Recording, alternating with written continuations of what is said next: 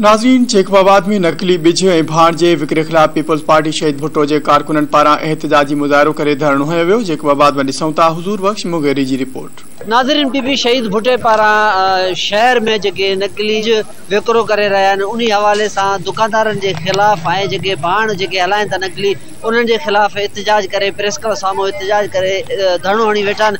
अचो साणस ॻाल्हि ॿोल कयूं, वधीक उन्हनि जो छा चवणु। जेकबाबाद जे अंदरि जेको बिज ऐं भाण ऐं खाधे पीते जी शयूं नकली हलनि थियूं, असांजो मुतालबो आहे मतो मां डीसी जेकबाबाद को मुतालबो करूं था त अहिड़े माना के अनासरनि खे सजा ॾिनी वञे। मेन किरदार आहे जेको उन में जेको सॼे शहर में भाण ॾे थो उहो लालचंद सीतलाणी आहे, जेको सॼे शहर खे हिंदू कम्युनिटी खे बि यलगुमार कई बीठो आहे।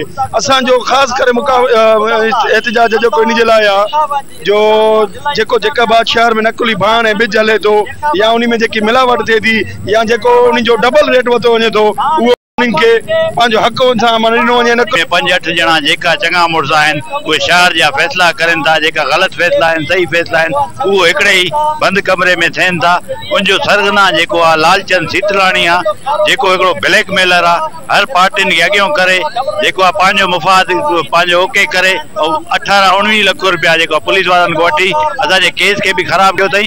ऐं भाण नकली जाते बिज विकणजे थो उते माना हे चङो मुड़ थी बीह थो रहे, उते सेटलमेंट कराए थो पैसा जे मामले ते। इन्हनि ॿियनि पार्टियुनि खे बि माना ख़राबु करे छॾियो अथई। डिप्टी कमिश्नर साहब हल करे सघे थो त हे भाण में मिलावट करनि था ऐं भाण जो असुल विकिरो जेको आहे उहो आहे 1700 रुपयो, हे विकिणनि था 2600 रुपए में।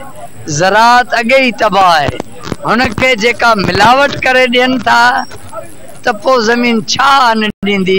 हारी वीचारो 6 महीना उधार खणंदो आहे, पोइ इहो माण्हू छा उधार लाहींदो, छा पंहिंजे बच्चनि खे खाराईंदो। मूंखे त अफ़सोस इहो लॻे थो त जेके हे डीलर आहिनि हिते फैक्ट्रियुनि खां माल अचे थो, मां सम्झा या त ख़बर न आहे या त हाणे तव्हांजे तवसो सां ख़बर पवंदसि त हिननि जा लाइसेंस जेके आहिनि उहे कैंसिल कया वञनि। कैमरामैन शकील बलोच सां गॾु हज़ूर भाई मुगेरी, धरती टीवी न्यूज़, जेकबाबाद।